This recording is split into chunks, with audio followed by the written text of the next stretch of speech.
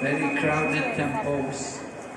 Anyway, somehow so many of you are here now, this afternoon. So I was saying, in every age, the Lord comes. Satya Yuga, he came as Lord Varaha. When we go to Navadvipa, we will hear how Lord Ramachandra appeared there. Lord Ramachandra comes in Treta Yuga. Then Dwapara Yuga, Lord Krishna also came here. We will hear tomorrow how Lord Krishna appears. We will see a nice drama and I think that pastime. And of course in the Kali Yuga, the Lord appears here in his Mahabhadanaya avatar, Sri Chaitanya Mahaprabhu. So Lord Varaha appeared here to the Brahmana in this Koladvip. Koladvip, what is the process in Koladvip? Padasevanam. Is it? Padasevanam. So we're doing our Padasevanam. Coming here on the Parikrama, worshipping the lotus feet of the Lord. So Lord Varaha appeared in the Satya Yuga, the drama. That's in the response to a Brahmana. The Brahmana was very eager to see the form of the Lord. And he was worshipping and praying, and then the Lord appeared to fulfill his desires. So this is one Leela which took place here in Koladvip. Actually, the worship of Lord Varaha, we notice somehow in our movement it's not very popular. Many people like to worship Lord Nrsimhadev, but we don't see too many people worshipping Lord Varaha. But in South India, there are some very wonderful temples of Lord Varaha, and usually you would see Nrsimhadev and Varaha Dev both worshipped together. In Nepal, I also saw that. In Nepal, temples are there with Nrsimhadev and also Lord Varaha Dev. So Lord Varaha is shown here, but this temple is called Devananda Mat because this is the place where Devananda got forgiven for his offences. Devananda Pandit was residing here in Navadvipa, and he was a great Pandit speaking on Srimad Bhagavatam, and he had many students also hearing Srimad Bhagavatam from him on a regular basis. So Srivas Pandit, as we know, he is also a resident of Mayapur. He was very much desiring to hear Srimad Bhagavatam, because in those times, at the times of Mahaprabhu, there were not many Vaishnavas. Everybody was worshipping Kali and Durga and Chandi, and all of this kind of worship was going on. But there were no devotees of the Lord. There were no Vaishnavas.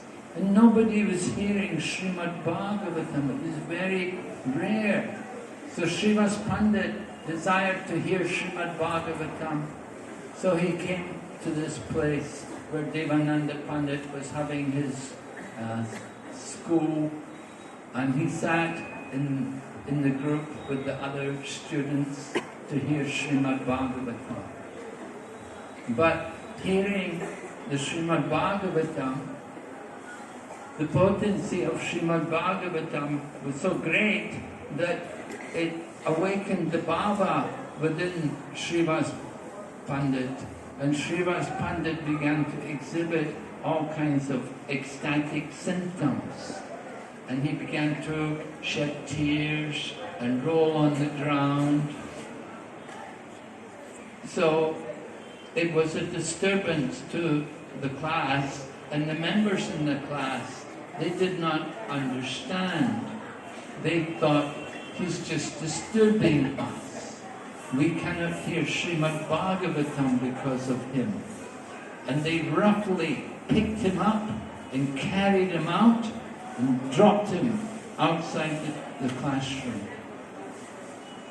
So Srivas Pandit was brought back to external consciousness. He was in transcendental consciousness, hearing Srimad Bhagavatam. But after being roughly abused, he was brought out of the classroom and dropped on the ground harshly, and he came back to his external consciousness. And he lamented that he was not able to hear further Srimad Bhagavatam in that assembly. So because Devananda Pandit, he was the teacher, and he did not take any action, he did not instruct his students, Devananda Pandit had to get reactions for this offensive behavior. Vaishnav Aparat. This is the mad elephant offense. The first offense in chanting the holy name, to offend the devotees of the Lord. So Devananda Pandit, because of his students, he had to carry the reactions for their offense. He was there and he did not instruct them.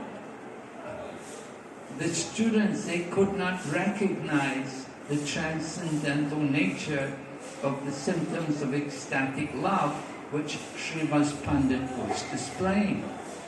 But Devananda Pandit, as the teacher and supposed to be scholar of Srimad Bhagavatam, he should have known. But he did not do anything. Therefore, he had to suffer the reactions for this offense.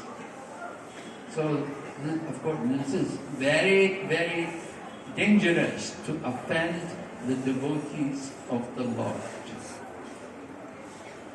So later on, Devananda Pandit had approached Lord Chaitanya Mahaprabhu for blessings, for mercy. But Lord Chaitanya Mahaprabhu told him, I will never give you blessings because you're an offender to pure devotees. The Lord can tolerate offenses against himself, but he cannot tolerate offenses against his devotees.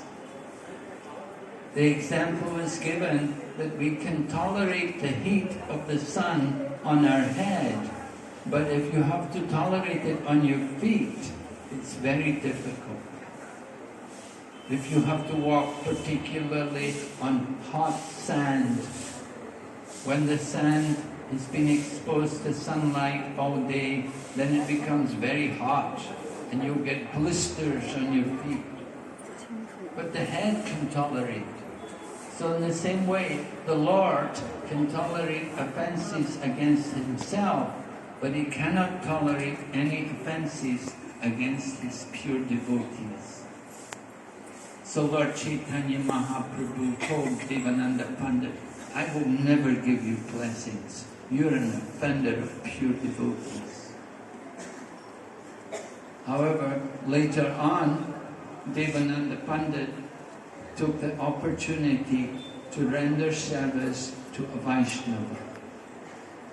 Vakreshwara Pandit was a great devotee of Lord Chaitanya Mahaprabhu, and he would regularly dance in kirtan for 18 and 30 hours at a stretch. Right? We dance in kirtan a few hours and we're, wow, I need a rest. But Vakreshwara Pandit could dance for many, many hours together. So on one occasion, Vakreshwara Pandit was performing kirtan and dancing, and Devananda Pandit took it on himself to control the crowd, because when he was dancing, many people gathered round him to observe. And Devananda Pandit took it as a service to keep the people back so that they did not disturb his chanting and dancing. So because he did this service for Vakreshwara Pandit, Lord Chaitanya was very pleased with him.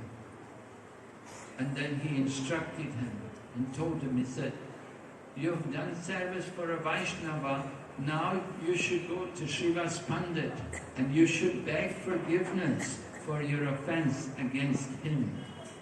Then that will help you. Devananda Pandit desired to understand Srimad Bhagavatam more fully.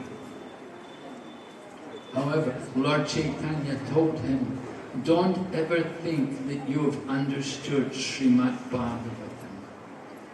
Every word in the Srimad Bhagavatam is very rich in meanings. Just like we know how Om Vishnupad Srila Bhaktisiddhanta Saraswati Thakur Prabhupada, he spoke on the first verse of the Srimad Bhagavatam for 30 days. And Srila Prabhupada, our own founder Acharya, Bhaktivedanta Swami Prabhupada, said that he could have spoken much more. That was only just his introduction to the first verse. Because every word of the Srimad Bhagavatam is very rich in meaning. So Sri Chaitanya Mahaprabhu, of course, he revealed the depth of meaning in the Srimad Bhagavatam when he was asked to explain the Atmarama sloka to, well, first of all to Sarvabhauma Bhattacharya, and then later on to Srila Sanatana Goswami. Right? You all know Atmarama verse? Atmaramascha munayo nirgranta apirukrame kurvanti ahaitakim bhaktim vidambuta guno hare. So Lord Chaitanya explained this. First of all, Sarvabhauma Bhattacharya explained meaning of each word. He gave one meaning of each word. So it meant about 13, 12 different meanings. But then Lord Chaitanya went on to explain the meaning of the verse in 64 different ways without touching on any of the meanings given by Sarvabhauma Bhattacharya. And then later on he explained the verse again more elaborately to Sanatana Goswami. So Lord Chaitanya, because he is Krishna himself, he could explain the full meaning of every word in the Srimad Bhagavatam. But Lord Chaitanya told Devananda Pandit, don't you think that you can understand the full meaning of Srimad Bhagavatam. It is the literary incarnation of the Lord himself. So Devananda Pandit was able to get instruction from Lord Chaitanya to go to Srivas Pandit and beg forgiveness for his offences.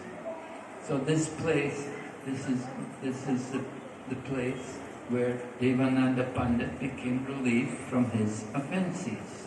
So we've come here also. We want to beg forgiveness for any offences we may have committed, knowingly or unknowingly, to the Vaishnavas. Just like we do every morning in our temple.